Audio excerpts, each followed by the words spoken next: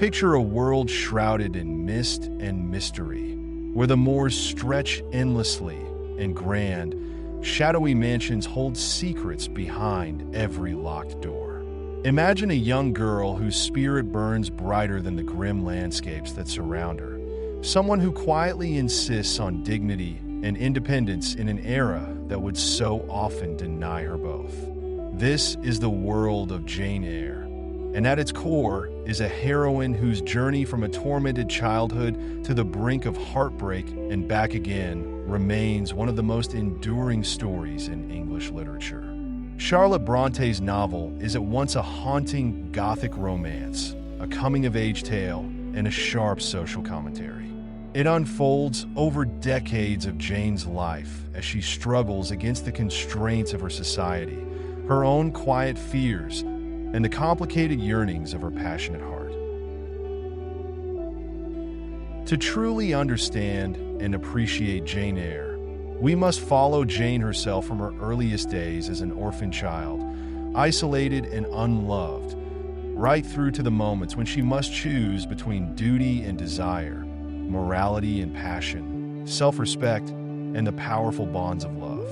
Along the way, we'll meet a cast of vivid characters, some kind, some cruel, some caught in their own swirling storms of emotion. We'll witness betrayals that change lives forever, revelations that explode long-guarded secrets, and decisions that alter Jane's destiny, and by extension, the fates of everyone around her.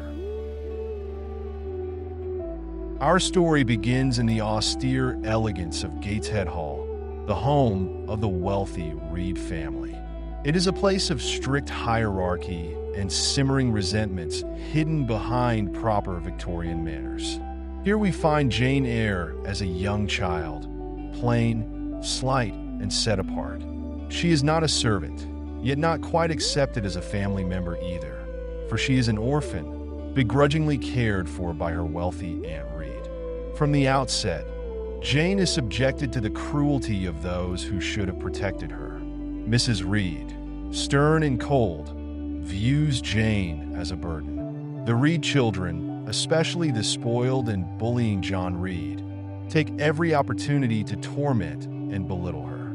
Jane's status is that of an outsider, with no parental love, no champion to defend her. Yet within this quiet, neglected girl grows a fierce sense of self, a moral integrity that will not be easily diminished.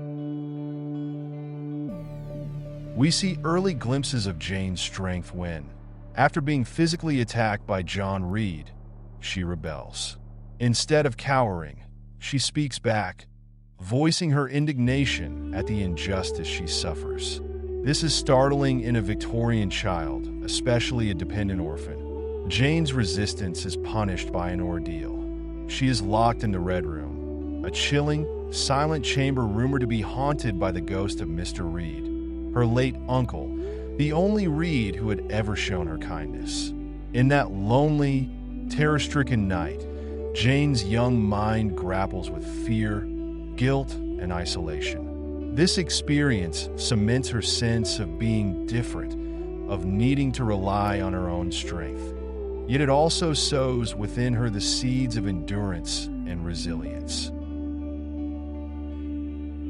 We watch Jane find solace in books, in imaginative flights of fancy, and in small acts of defiance that preserve her dignity. Ultimately, Aunt Reed wants to rid herself of this troublesome child and dispatches her to Lowood Institution, a charity school for orphan girls. Though this seems like a dark fate, it is also a sort of liberation from the oppressive air of Gateshead. Jane departs, carrying with her a fierce sense of self-worth that will not easily be extinguished. If Gateshead was a prison of loveless luxury, Lowood feels like a grim purgatory of privation.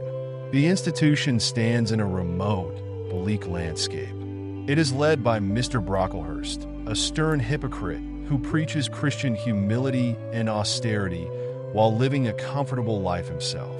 Under his iron grip, the girls shiver through winters with meager food, minimal warmth, and strict discipline. Illness stalks the halls. Yet, amid these hardships, Jane begins to find both purpose and companionship. Foremost among the figures who shape her early adolescence is Helen Burns, a gentle, saint-like older girl who exudes a spiritual serenity and moral elevation that stand in sharp contrast to the harshness of Lowood. Helen endures petty humiliations and injustices with a calm forbearance that amazes Jane. Her faith and stoic acceptance of suffering broaden Jane's understanding of how one might cope with a cruel world. While Jane admires Helen, she cannot fully share Helen's inclination for passive endurance. Jane's spirit demands something more. She believes in justice, in fairness, and in challenging wrongdoing. But Helen's friendship offers Jane her first taste of being truly cared for and understood. This closeness, however, is short-lived. When a typhus epidemic rages through Lowood, taking the lives of many girls, Helen falls gravely ill. In a haunting midnight scene, Jane creeps into Helen's bed and holds her friend's hand as Helen slips peacefully into death. This loss is Jane's first true heartbreak, and it impresses upon her the impermanence of kindness and the fragility of life. From this tragedy arises change. Public scandal over the conditions at Lowood forces reform, improving the school's environment. Jane spends the rest of her adolescence here in relative stability, under the guidance of the more benevolent Miss Temple, a teacher who is fair, wise, and caring. Jane grows from a timid child into a capable, educated young woman. She learns literature, drawing, music, and the ways of the world. Most importantly, Miss Temple's mentorship nurtures Jane's moral compass and her hunger for knowledge, preparing her for a future beyond Lowood's gates. When Miss Temple eventually marries and leaves, Jane faces a crossroads. Her mentor's absence stirs restless desire within her. She yearns for freedom, for new experiences and a broader life. No longer content to remain in the confines of Lowood, she places an advertisement for a governess position. Soon, she receives a response. A Mrs. Fairfax at a place called Thornfield Hall seeks a governess for a young ward. With a quiet but determined resolve, Jane sets forth to claim her independence. Thornfield Hall stands in the remote countryside, a grand and somewhat imposing mansion, but one softened by warm fires, cozy sitting rooms, and the kindly presence of Mrs. Fairfax, the housekeeper. Thornfield is peaceful, orderly, and stable, a far cry from the cruelty of Gateshead and the austerity of Lowood. Jane's new charge is Adele Varens, a lively French girl whose mother, we learn, was once connected to Thornfield's master. As a governess, Jane finds a sense of purpose in educating the bright but somewhat spoiled Adele. She settles into a tranquil routine, though she often wonders about Mr. Rochester, the absent master of the house, who rarely visits his own home. Then, one twilight, as Jane walks alone on a narrow country lane, she hears the thunder of hooves and witnesses a man atop a horse galloping toward her. The horse slips on ice, throwing its rider. Jane rushes to help him, a meeting electric with tension and curiosity. Later that same evening, as she returns to Thornfield, she finds that this very man is Mr. Edward Fairfax Rochester, the long-absent master of the estate. He is not handsome in the conventional sense. He is dark, stern, unpredictable, and carries an air of burdened mystery. He engages Jane in sharp, intelligent conversation, testing her wit and spirit.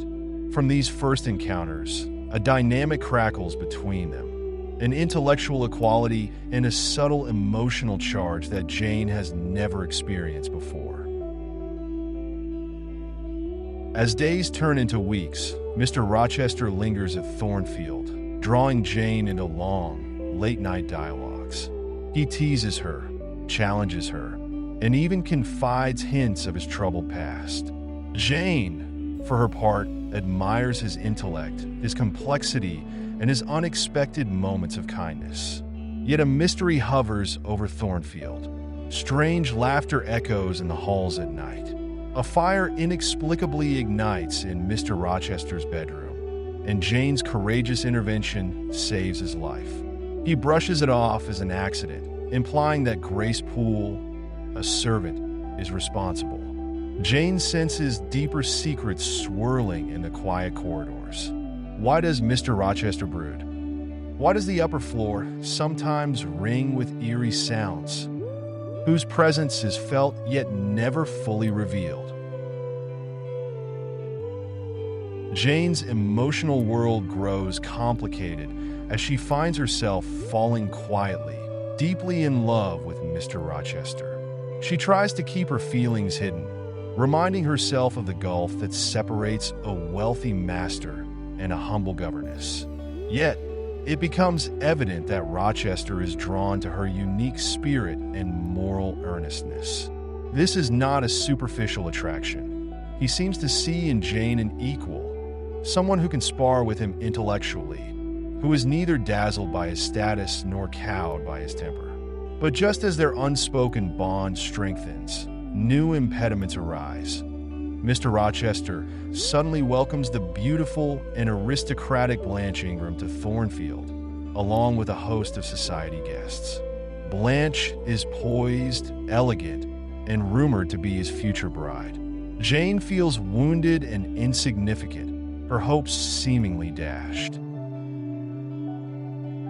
However, Mr. Rochester's behavior is perplexing. He pays only superficial court to Blanche, while continuing to seek out Jane's company in private.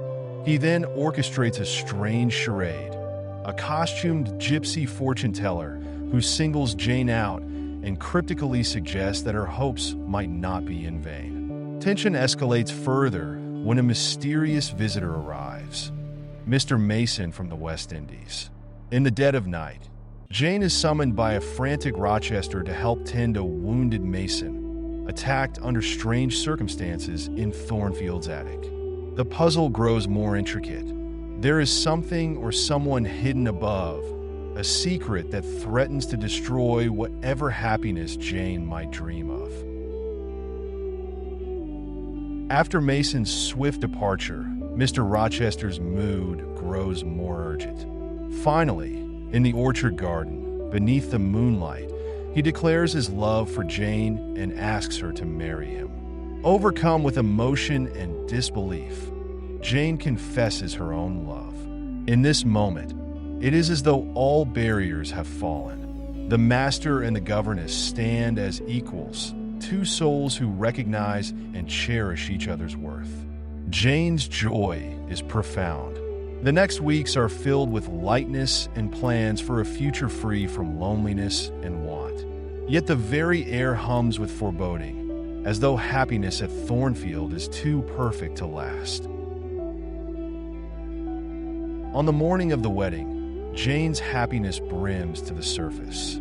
But just at the moment when the vows are to be exchanged, a voice objects. Mason returns, accompanied by a solicitor, to reveal the truth. Edward Rochester is already married. His wife, Bertha Mason, lives, albeit in a state of violent madness, hidden in Thornfield's attic, guarded by Grace Poole. The terrible secret that Rochester had so carefully concealed now comes crashing down in the church. Jane is stunned, betrayed, shattered. Her beloved Rochester is a man with a monstrous secret. Although he pleads with her to understand his predicament, describing how Bertha's hereditary madness turned their marriage into a living hell, Jane recognizes that she cannot remain as his mistress, even if he does not love his wife. She is a woman guided by principle, self-respect, and a refusal to compromise her own moral compass. In one of the most poignant scenes of the novel, Rochester begs Jane to flee with him to the continent, to live together far from the strictures of English law and morality. He insists that their love is pure and should not be thwarted by a doomed marriage contract. But Jane knows such a life would destroy her sense of self. She would become morally compromised, losing the independence and dignity that have defined her. With a broken heart, she steals away from Thornfield in the early hours of the morning, leaving her fortune, her love, her dreams behind, guided only by her incorruptible conscience. Jane's flight into the wilderness is physically and emotionally punishing. With no money and nowhere to turn, she walks for days across desolate moorland. She sleeps rough, begs a morsel of bread, and nearly perishes from exposure and hunger. This section of the story underscores Jane's formidable strength. She endures degradation and suffering, clinging to her belief in her own moral worth. Just as she hovers on the brink of death, she stumbles onto the doorstep of the Rivers family. St. John, Diana, and Mary, 3 grown siblings living in a modest home, struggling to maintain dignity after losing their own fortune. The Rivers family takes Jane in, nursing her back to health. Under the assumed name Jane Elliott, she begins to mend her body and soul. The sisters, Diana and Mary, are warm, intelligent, and kind, kindred spirits who quickly befriend Jane. St. John Rivers, however, is a more complex character. He is a clergyman with an iron will, driven by a sense of religious duty so intense that it nearly crushes human warmth. He admires Jane's intelligence and moral character. Before long, he secures a position for her as a village schoolmistress, a modest, humble job that allows Jane a measure of independence and purpose. For a time, Jane finds contentment in this quiet life. She is respected, she is useful, and she feels safe from the agonies of the past. But fate is not done with her. A surprising turn of events brings news that Jane's long-lost uncle, Jane Eyre, has died in Madeira, leaving her a substantial inheritance. Overnight, Jane becomes a wealthy woman. This fortune, £20,000, would have been enormous in her day.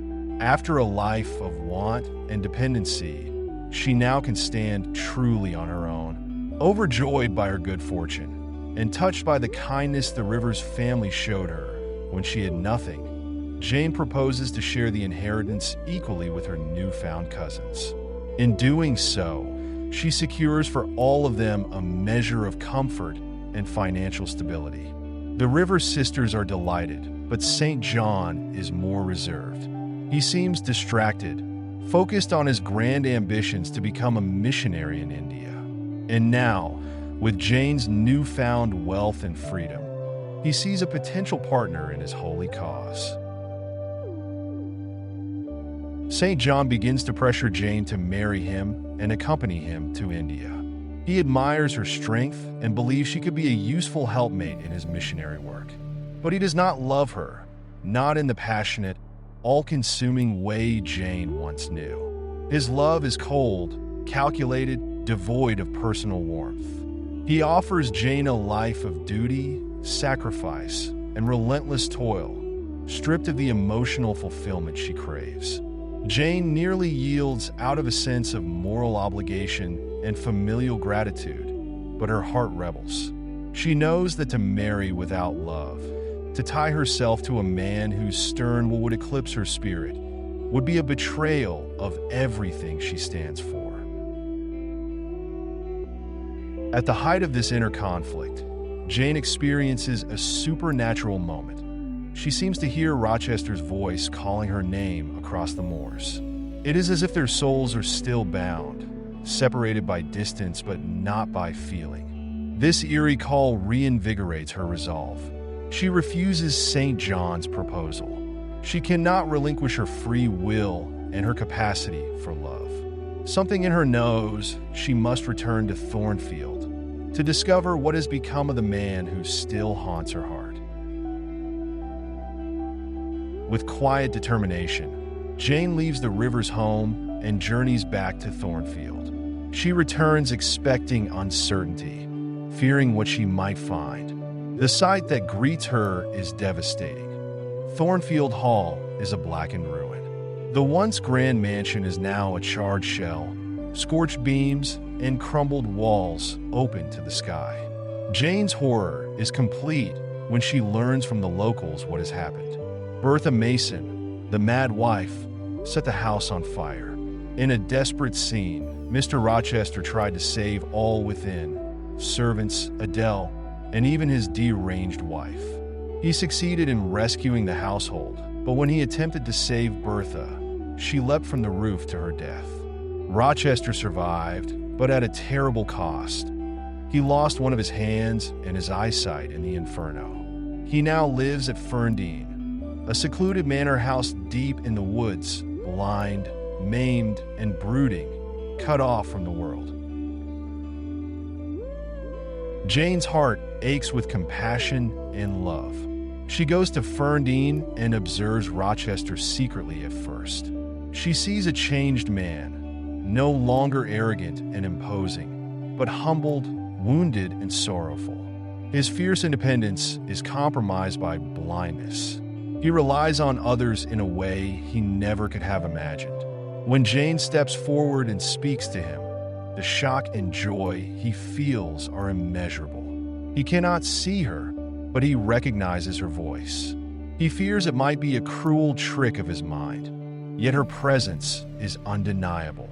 Jane, now an independent woman of means, with no need to bow to any master, freely chooses to return to him.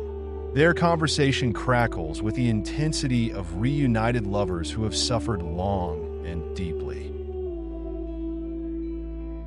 In these final chapters, all the barriers that once stood between them fall away. Jane is no longer a powerless governess dependent on Rochester's goodwill. She is now his equal, morally, financially, and spiritually. Rochester, humbled by suffering, is stripped of his former arrogance. He can see more clearly with his inner eye than he ever could with his sighted one. He recognizes that Jane's return is a miracle of love and forgiveness. He asks her again to be his wife, and this time, nothing stands in their way. Jane and Rochester marry quietly. Their life at Ferndean is one of deep mutual understanding, tenderness, and growth. Over time, Rochester partially regains his vision, enough to witness the face of their firstborn son. This final image, Rochester's restored vision and the family they have created, symbolizes the restoration of wholeness that love, integrity, and perseverance can achieve. The power of Jane Eyre lies not only in the unfolding drama, but in the richness of its characters and the depth of its themes. Jane herself is a trailblazer, a plain, penniless orphan who insists on being treated as an individual of moral worth. At every turn, Jane asserts her right to think, to feel, and to choose.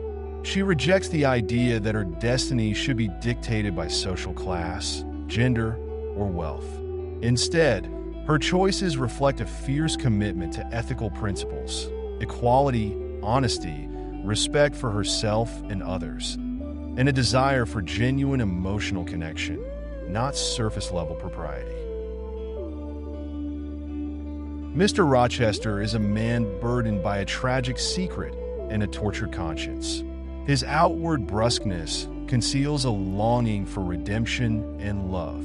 When he meets Jane, he finds someone who sees him as he is, who can love him without illusion. But to win Jane's hand honorably, he must first lose everything: his home, his sight, his pride, reducing him to a state of humility in which honest, equal love can finally flourish. St. John Rivers embodies a different kind of moral severity. He represents piety without passion, duty without warmth.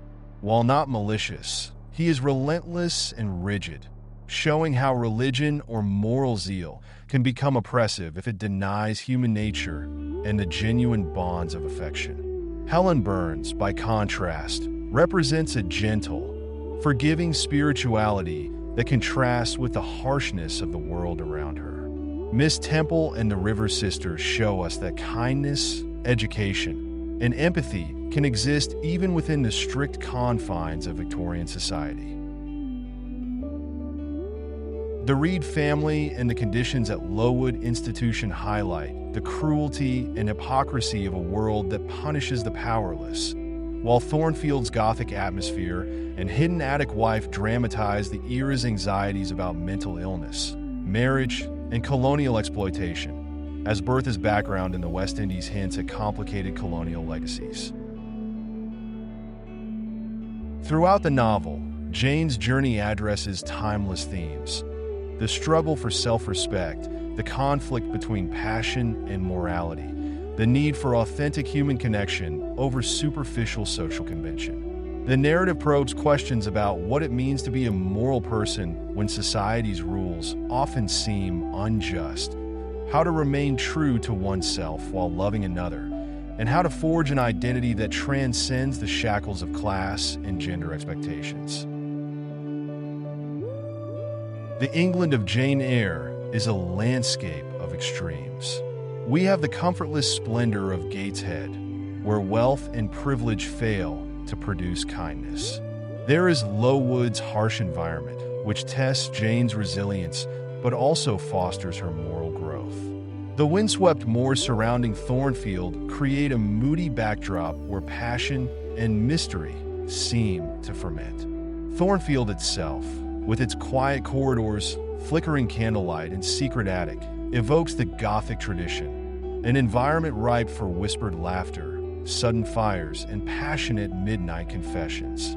The ruin of Thornfield at the climax is like a grand stage set for tragedy, its charred beams a symbol of the collapsed illusions and hidden sins. At Ferndean, nature envelopes the characters in greenery and seclusion, a quiet refuge for healing and honest love. What makes Jane Eyre so moving, even after centuries, is the intensity of Jane's emotional interior life. Readers and viewers find themselves invested in her fate because her struggles resonate on a human level. Who hasn't felt alone and misunderstood like the young Jane at Gateshead? Who hasn't longed for meaningful companionship in a world that often seems indifferent? When Jane stands at the altar, only to have her happiness torn away by a shocking revelation, we share her heartbreak and moral dilemma. When she wanders hungry and friendless, we feel her despair. And when she finally returns to Rochester, forgiving and forging a new life on her own terms, we rejoice in her hard-won happiness. The emotional journey is also bolstered by the tension between Jane's strong moral fiber and her longing for love. She is never willing to achieve happiness at the expense of her integrity. This central conflict between heart and conscience is a universal theme that gives the story its depth and staying power. The atmosphere of simmering secrets, the slow burn of romance, the dramatic revelations and reversals, all serve to keep us hooked. Even now, viewers and readers alike find themselves unable to look away, enthralled by Jane's quiet courage, by Rochester's wounded soul, and by the hope that, despite everything, true love and moral righteousness can coexist. In the end, Jane Eyre celebrates the triumph of the individual spirit over oppression, circumstance, and convention. Jane emerges as a pioneer of personal freedom, embodying a radical idea for her time, that a woman could be guided by her own principles, claim equality in love, and forge a life that honors both heart and conscience. Her voice, once silenced and ignored, grows strong and sure, echoing down through the years to inspire countless readers and storytellers. In summarizing this remarkable novel, we traverse Jane's life from orphan childhood in a hostile home, through trials at a rigid institution, to her intellectual awakening at Thornfield, her heartbreak, flight, and ultimate return. We experience the full sweep of her journey, the cruelty she endures, the friendship she forges, the love she finds, the moral challenges she overcomes. By the time Jane stands beside Rochester as his beloved wife, we know that her victory is not just a romantic outcome, but the culmination of a moral and emotional odyssey. This story, with all its Gothic flourishes, Victorian social critique, passionate romance, and deep psychological insight, continues to captivate. It teaches us about endurance, integrity, forgiveness, and the necessity of knowing and loving oneself before one can truly love another. The landscape of Jane Eyre, its stormy skies, torchlit corridors, and quiet classrooms, forms the backdrop for a tale that is ultimately about liberation. The liberation of a soul from the shackles of convention, fear, and self-doubt. As the final image of Jane Eyre and Edward Rochester living in peaceful companionship and quiet bliss flickers in our minds, we feel the lingering power of their story. We have witnessed darkness and despair, but also light and redemption. We have beheld a heroine who refused to be defeated by the world's cruelty and won, through courage and principle, a life rich in love and meaning. This is why Jane Eyre has never ceased to be read, discussed, and loved. It speaks to that innate human longing for respect, understanding, and genuine connection. It invites us into a richly imagined world only to show us truths about our own hearts. And it leaves us with the conviction that, no matter how harsh the journey, we can remain true to ourselves and find our way home.